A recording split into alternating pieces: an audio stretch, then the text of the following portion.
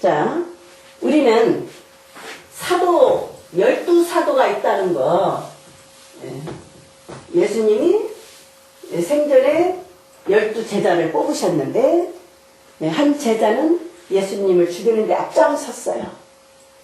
유다 이스가리옷이죠.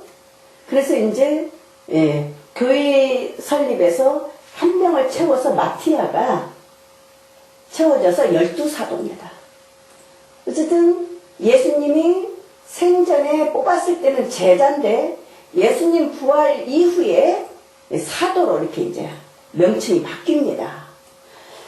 자, 그래서 우리는 사도 얘기를 하는데 크게 사도의 두 기둥이 있습니다. 자, 베드로라는 사도가 있고 바울로 사도가 있죠. 사도의 두 기둥입니다. 그래서 베드로는 이제 유다인의, 그러니까 베드로 12사도의 수단입니다. 12사도 중에 12사도와 더불어서 그 대표 베드로는 자, 유다인의 사도입니다. 그리고 바울로 사도는 이방인의 사도입니다. 사실 바울로 사도가 우리 교회에 있음으로써 이제 우리 그리스도 교는 세계 종교가 될 수 있었던 겁니다. 사실 베드로 중심, 사도들과 베드로 중심의 우리 교회였다면 사실 우리가 세계 종교와는 정말 강했을까? 이들은 조금처럼 그 이방인 수용이 굉장히 어려웠습니다. 그리고 예수님도 사실은 이방인을 조금씩 접촉하면서 이방인 구원도 하셨어요. 그러나 예수님도 알고 보면 유다교 안에서 개혁입니다. 다음에 예수님 부활 후에 이들도 사도들도 성전을 드나들며 기도하고 그 안에 머물렀습니다.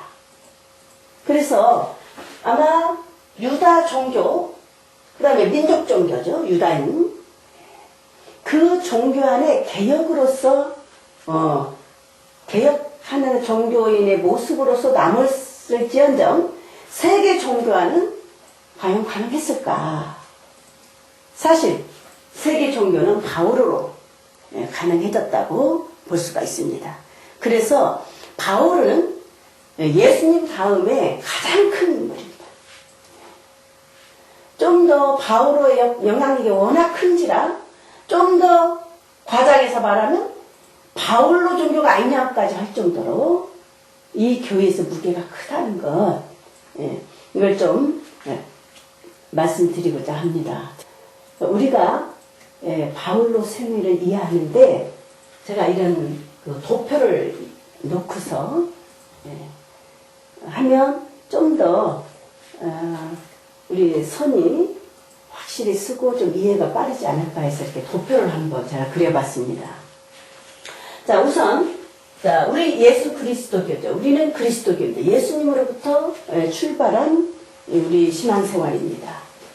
그런데 자, 예수님의 승천으로 자, 예수 그리스도 이 복음은 승천으로 일단락을 짓습니다. 이제 예수님이 우리 지상에서 이제 떠났다. 그 소리입니다. 승천. 그래서 이제 이 제자들이 예수님의 가르침을 가지고 살고 세상에 예수님의 가르침, 다시 말하면 복음을 전해야 되는 겁니다. 이게 교회의 역할이죠. 이제 부활을 증거하는 제자들을 사도라고 합니다. 자, 예수님은 30년 4월 7일에 돌아가셨습니다. 얼추 예수님의 돌아가신 날은 정확히 잡을 수 있다는 것입니다. 이제 예수님이 돌아가시고 십자가에 돌아가시자 제자들은 다 주량랑을 쳤습니다. 다 숨었어요. 예. 이제 세상에 드러내놓고 주님을 위해서 일하는 것이 아니라 근데 두려워서 다 숨었습니다. 이런 제자들이 예수님의 부활 체험이 분명히 있었습니다. 제자들 안에. 그리고 이제 아주 과감하게 세상에 나오는 겁니다.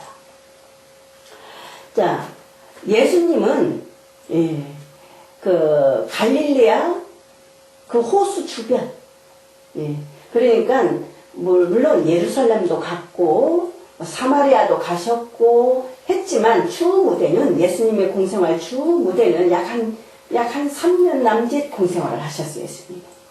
주 무대는 갈릴레아 호수 주변 그 농어촌입니다. 그렇게 하고 그냥 가장 비참하게 십자가에서 돌아가셨어요. 그러니까 예수님은 주 무대가 갈릴레아였습니다. 그런데 이제 부활 후에 제자들은 예루살렘에 교회를 세우게 됩니다. 그래서 아주 예루살렘 교회는 아주 중요한 것입니다. 아주 원시교회입니다. 그래서 예루살렘 모교회다 이런 말을 씁니다. 예루살렘 모교회는 유다인 중심으로 모였습니다. 유다인 중심으로. 근데 유다인이 본토 그러니까 팔레스티나 여기가 지금 본토입니다. 본토. 이 본토인데 이 본토에 살고 있는 유다인이 있고 이렇게 세계 각지에 흩어져 사는 유다인이 있습니다. 이 사람들을 해외 유다인이라고 하고 디아스포라라고 하죠. 흩어진 유다인들. 이게 두 부류가 예루살렘 모교회 안에 있는 것입니다. 근데 이러저러 여러 요인으로 인해서 본토에 해외에 있는 유다인인데 본토에 머무는 거예요.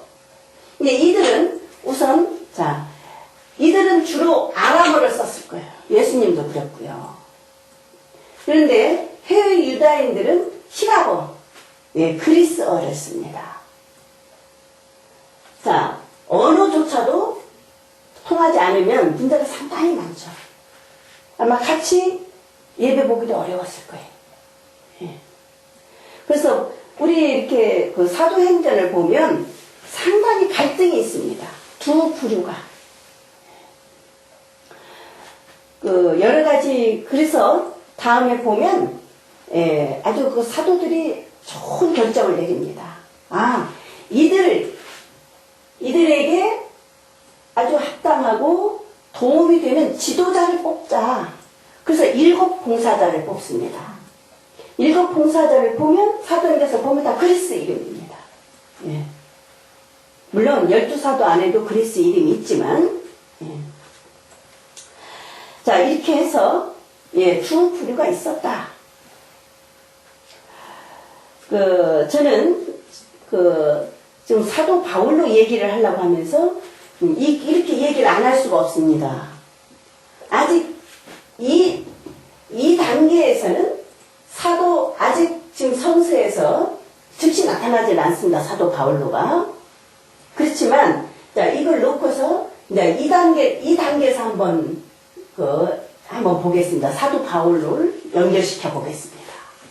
우선, 예수님은 예수님의 탄생 영도는 기원전 한 7년에서 4년으로 볼 수가 있죠. 예수님은 헤로데 대왕 때 예수님이 태어났으니까. 근데 그 헤로데 대왕이 기원전 4년에 예리고 벨궁에서 죽었거든요.